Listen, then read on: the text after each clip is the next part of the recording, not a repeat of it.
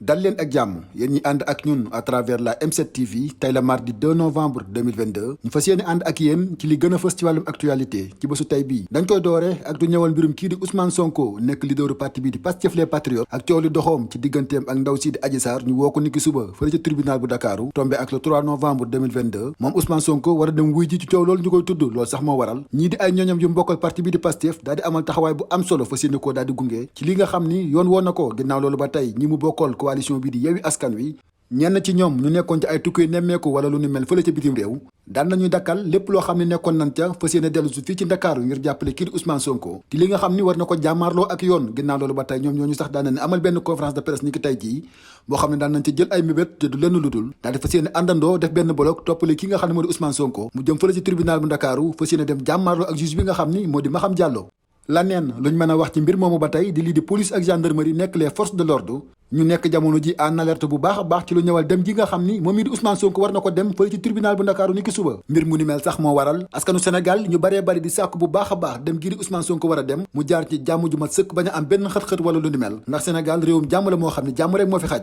ginnaaw mbirum Ousmane Sonko ñu wax ci leneen ci wàllum xibaar mu tiis bii dal ci presse bu Sénégal di génn ko àdduna journaliste sportif bi di Serif Diallo nekk journaliste bu mag a mag un éminent journaliste boo xam ni royuwaay la woon ci li nga xam ne moo di presse bu Sénégal wante tamit ci Afrique gépp mu daal di génn àdduna ci anam bi nga xam ne mi nga am na toll ci 53 ans maanaam juróom fukki at ak ñett moom mii di wuyoo ci turu Serif Diallo ginnaaw loolu ba tey ñu wax ci opération bu am solo bi nga xam ni douane bu Sénégal jot na koo amal fële ca Kidira daal fa jot a jàpp cocaïne bu takkoo takko bu toll ci 507 kilogrammes yoo xam ni